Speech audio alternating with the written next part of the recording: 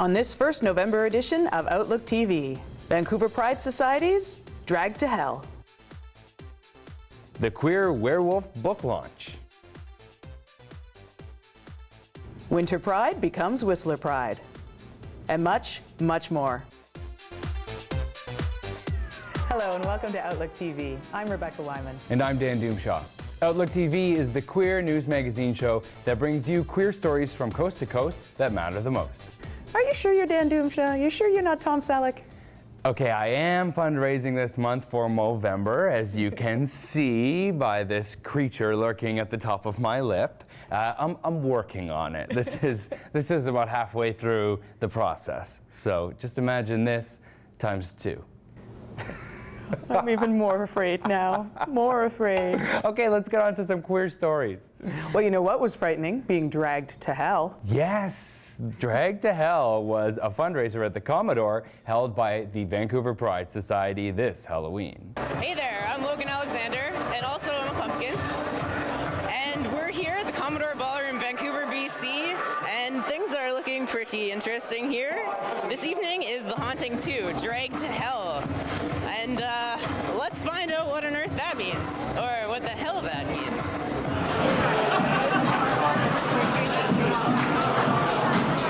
We have the Vancouver gamers here with some zombie body parts and photo sets so people can take like pictures to remember the night, and we have like burlesque balloon girls walking around so people can play balloon burst and win some great prizes from our sponsors, and yeah, it's just going to be one really big Halloween party.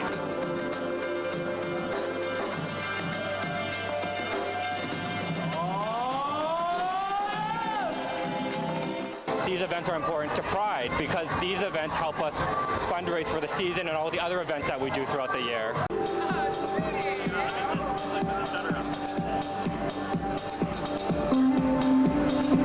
So the photo booth we put together has been inspired by Hannibal. So I've put together a lovely little spread. It has a nice decapitated head in the middle, and it's got some eyeballs, and it's got some severed legs, and it's got some bones, and of course some wine to go with everything.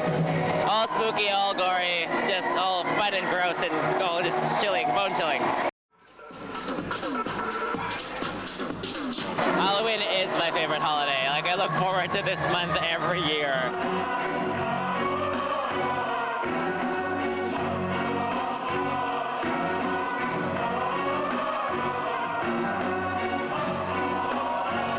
We have Precision Aerialist, who will be doing this beautiful Cirque presentation on a hoop above the dance floor.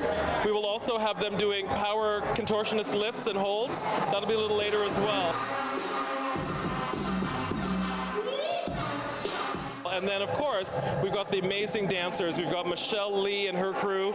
They're here. And then we have all the great costumes that we're giving away $1,000 for best costumes, $600 for best group, and $500 for best drag. I can't wait to see the drag queens. We're excited too. Thanks so much. Thank you. Nice to see you guys. I wish you were here.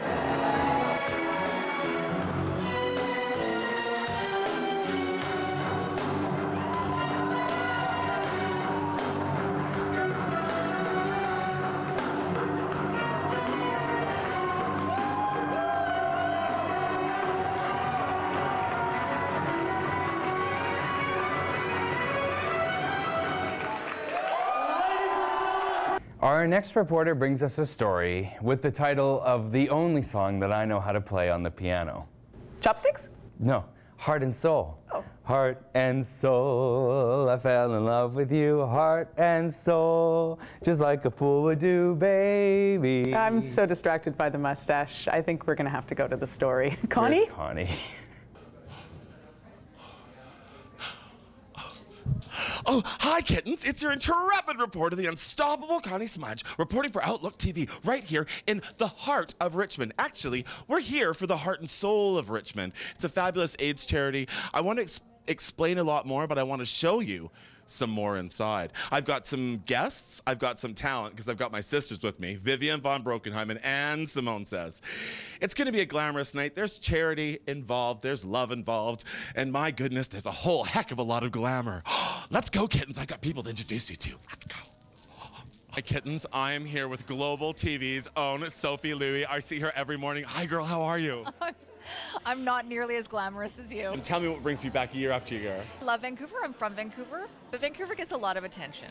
And Richmond and other municipalities around Vancouver, they don't get as much attention. They don't get the fundraising dollars. They don't get the people coming out to support places like the Heart of Richmond AIDS Society. So the fact that these folks come back year after year, that they were just a little grassroots group that 17 years ago they came together to put this together for the folks who needed it out here, that strikes a chord for me, so that's why I come out here every year. Girls, it is Heart and Soul of Richmond. Tell me what it means to you, and tell me about these outfits. You look fabulous. Whoa, this is the best time. It's the best event in Richmond, and we love to come and support it and look almost as good as you do. I only just got here, but I can hardly wait. This is like extra fascinating, isn't it? Turn that way. All right. She's a beautiful girl. I wouldn't miss this for the world. It's a great fundraiser, and it's so much fun.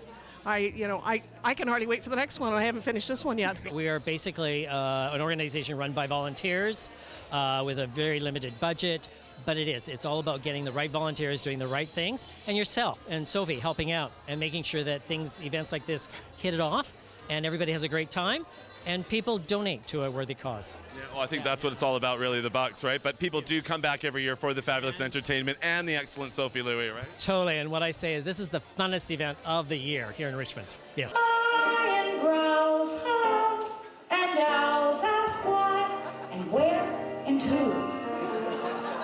May I suggest you get undressed and show them your wazoo? I'm backstage, and we're like almost ready to like rock the world. Vivian, tell me everything. The Heart and Soul is something really close to your heart. I know you raised thousands of dollars for them when you were Empress for Vancouver. Back in 1997, when it started, Brian and Joanna had a son that passed away, and they saw a need here in Richmond, because I actually grew up here and went to school here in Richmond, and it actually started as a little group in the library here in Richmond. And then Brian and Joanna have gotten Carl Bailey and all these other fabulous people, and I've been a champion, and it's literally they have an AIDS wing now at the Richmond Hospital. In all the schools now, once a year, the Heart of Richmond talks about AIDS stuff in school, so it's wonderful. Lots of tickets. Yeah. Are you hoping to win something spectacular? I'd love to win the 2-month pass to the Oval, possibly, or maybe the one-day getaway out to central BC. That'd be fantastic. This is your intrepid reporter, the unstoppable Connie Smudge, reporting for Outlook TV.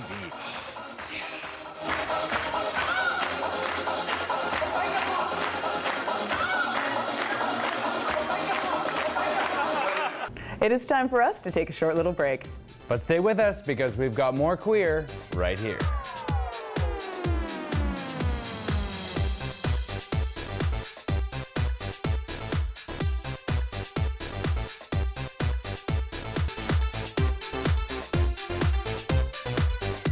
Thanks for joining us. You're watching Outlook TV.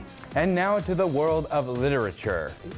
What would you say if we could send a reporter to the launch of a new book about a gory queer werewolf? I'd say, excellent, let's do it. Yeah. What would you say? I would say, ha-woo! We sent Gareth C.J. Wee to check out this book launch written by 2 trans authors. Halloween may be over, but the Werewolves of Solstice Moon series will never cease to howl. I'm here at Little Sisters for the launch of the second book of the series, called The Hunted Rogue. Devon realized that the past 2 weeks may have only been the calm before the storm. Roland, what is it? Even with his back turned, she could see how his face had gone suddenly pale as he ended the call he had been taking. Tell us about your success with Kickstarter. We had a great success with Kickstarter. We ended up raising $6,121 in about 30 days, which was fantastic. We had mostly pledges from fans from the original book, An Awaited Reckoning, which was our first book, and this was The Hunted Rogue, our second book, and yeah, it was incredible. The air rang still with his shout. Smith turned angrily, striding through the kitchen double doors. For a moment, Devon sought paralyzed, by the hostile energy left in his wake. The air crackled with his unspent fury, momentarily blotting out both her confusion and Roland's unease. Actually, a lot of it was just Twitter and putting it out there and asking her. We ended up getting Amanda Lepore, Andrea James, as well as Janet Mock. They both, they all tweeted it. We also had Margaret Cho. Like, it was incredible, actually, how many people really kind of came to our aid to help support and help spread the word about our book series. The first to prepare her coming rise to alpha, the second to cope with the simple, inescapable fact of being a werewolf. Slowly growing comfortable within the patch, she had discovered that the more she observed of her new family as they went about their everyday lives, the less foreign and overwhelming that life seemed. A lot of our characters are heterosexual, but our main characters are LGBT. And we do have one transgendered character in our first book, as well as more of a prominent role in our second. Her name is Kabira.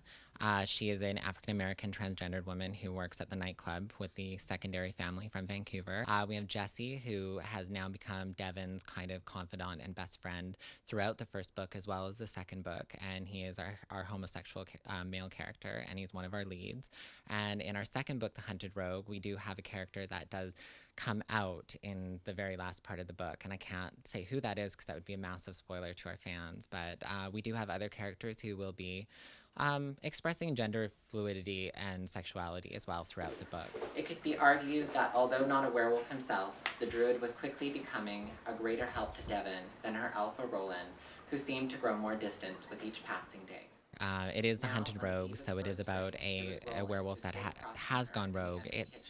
A werewolf that is bitten in a way that causes them to almost be damaged or broken. So that's terrorizing Victoria and Vancouver. And it's a lot of tears. I've had a lot of fans already message me and tell me that they've cried throughout the book. So it's very emotionally tugging.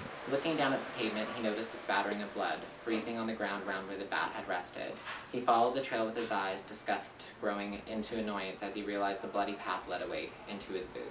"Aw, man," he shouted. "Hey, Tony, go get some disinfectant spray. That psycho trailed some blood into the booth."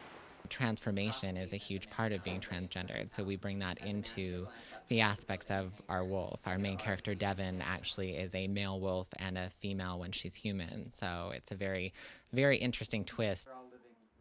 From Little Sisters in Vancouver, this is Gareth CJE for Outlook TV. The story we have up next is sure to titillate and tickle your senses. Sort of like his mustache does. I get no respect. On the corner of Church and Front Street here in Toronto, it's a gorgeous day in April. Let's head on inside at the Hot House Cafe to meet up with members of Canadian Aviation Pride. Let's go! Fellas, tell us a little bit about your organization. Well, we started officially about 4 years ago, and we are a group of aviation people, I'll say, across the nation, across Canada. So it started off with pilots. Now we are encompassing basically everyone from air traffic control, dispatchers, engineers. Absolutely, management, every corner of the industry. There are many different variations of gay, lesbian, bisexual, transgendered, so on, people and allies in the aviation industry, and we want them to know that there is a network here in Canada that you can be a part of. I'm so encouraged by the number of younger people getting involved with the group. I mean, we're getting people from the aviation schools in Canada, so, you know, a couple schools that are offering aviation now, and we're getting students getting involved, and, you know, they're spreading the word. We've had faculty members reach out to us, and it's great because, I mean, I was that kid who, anytime I'd see a plane, you know, my head is up in the sky, you know, my parents put me in the flight deck, you know, probably at age 6.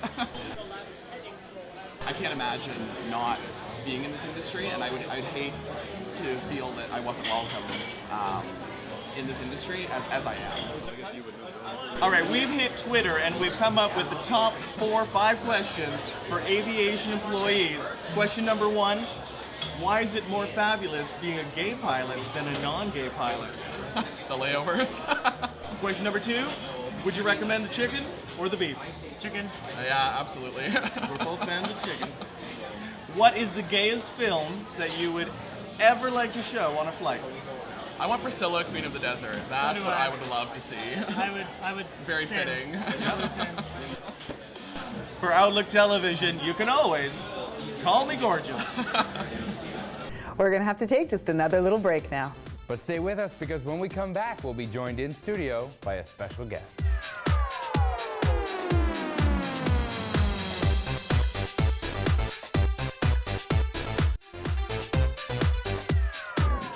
Welcome back. You're watching Outlook TV. And we're joined now by a very special guest, one that we've had on the show before. It's Dean Nelson, who is the CEO and executive producer of Whistler Pride. Yay! Yay! It's snow season. That's right.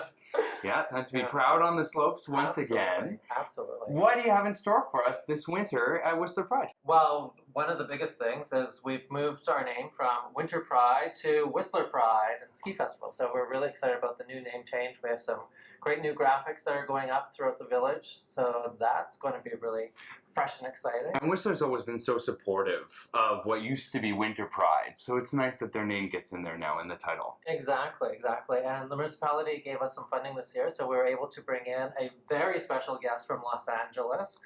Ooh, is it? Margaret Cho! Oh, that's amazing. We are so excited. You've seen Margaret Cho. I have. She's yeah. good. She's really good, really funny, yeah. Yes. Yeah. And she's bringing her sidekick along too, Celine Luna, so that's going to be a lot of fun.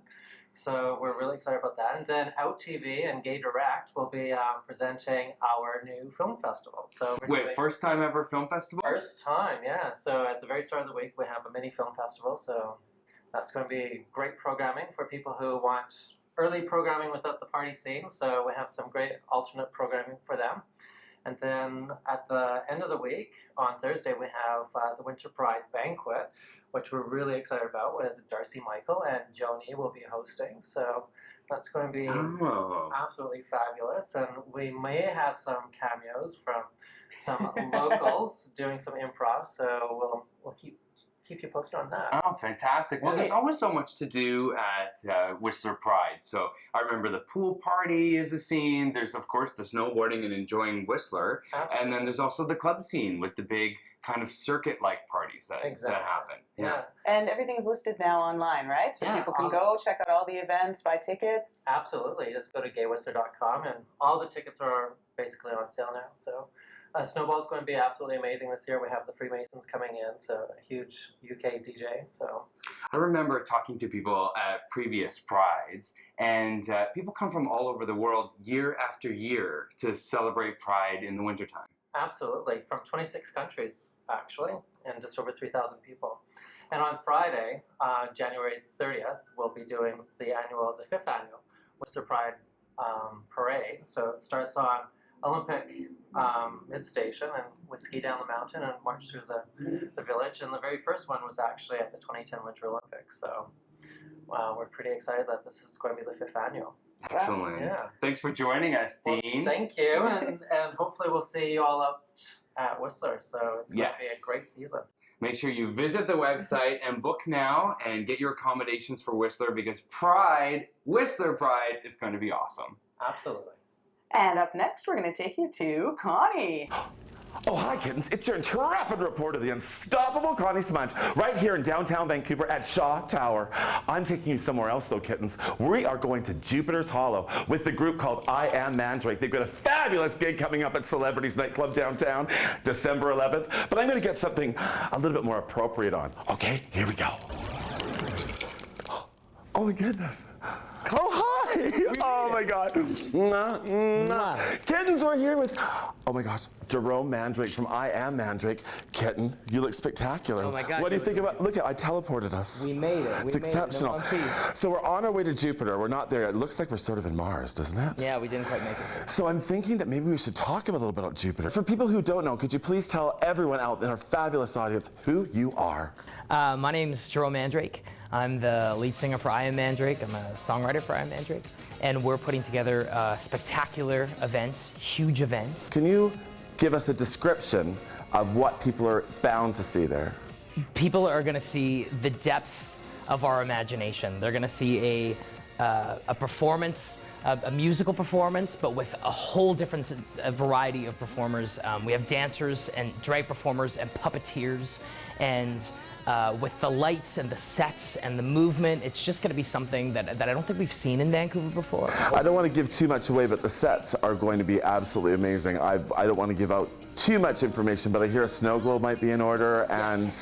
Yeah, so we're working, we're taking audiences from a toy shop, when the night starts, we're going down the rabbit hole to the depths of our imagination, to Jupiter's Hollow, which is this nightclub in space. We're going to kind of ride all around what's kicking around in here and take everybody along for the ride. Together, let's change the tempo of rhyme and reason to a place where inanimate objects take their first breath before your very eyes. And space travel is a synthesizer of waves. Flow with me down the river and join us in Jupiter's Hollow. Can you tell us how you got even started with performing? Because you are just a natural talent. Well, thank you. My grandpa was a big vaudeville performer named Mandrake the Magician, and he bounced around the world really doing these big stage shows as a magician, but he incorporated dance and sets, and those were the stories that I grew up with. That's what. It's interesting that that sort of passion has sort of followed through the generations, isn't it? I think it gives you a lot of confidence when you're trying to do something that not a lot of people are doing. For sure. When you know the people that you're connected with so much have done it, and I think they've broken down a lot of boundaries for you, and it's easier to try to do new things like that. Just 'cause you've heard it, you know it's possible. I'm thinking that perhaps we should bring maybe just one other star from the fabulous Jupiter's Hollow show. I think we should bring Nina. Let's get her in. Nina, Let's get her in. Let's bring her in. Ready? Okay, ready? Let's do it again. Oh my goodness, is she here? Did she make it? Oh, hi, Nina! Hi! Here's Nina. She's with I Am Mandrake too. Kitten, are you so excited about December 11th? I'm very excited. This is a very ambitious show with tons of cool things happening. Lots of moving parts. Lots of moving parts. Lots of moving. You guys are already in rehearsal, and I know that I'm involved and I'm coming for a couple of the nights, but you guys are you're working it already, and we're sort of, weeks away.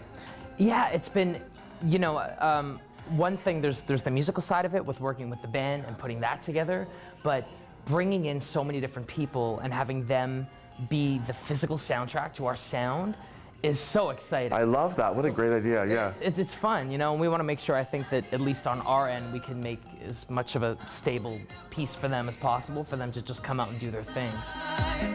He's gotta be strong and he's gotta be fast and he's gotta... It must be really great for you working with a whole variety of people. It is. It's totally fabulous. I mean, I originally got into film because it's a collaborative art, and music was always, it was harder to get people involved in, and Jerome's managed to pull it all together. I mean, he's got some great talent coming out for these shows. I was super impressed and happy and excited with the last show, and I'm super impressed and excited with this next show.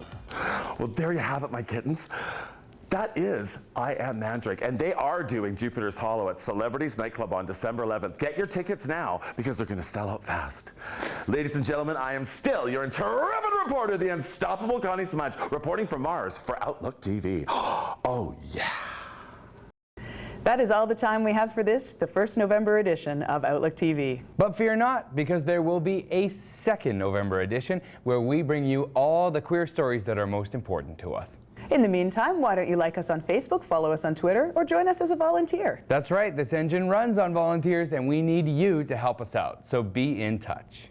Thanks so much for joining us. I'm Rebecca Wyman. And I'm Dan Doomshaw. Stay fabulous, Canada.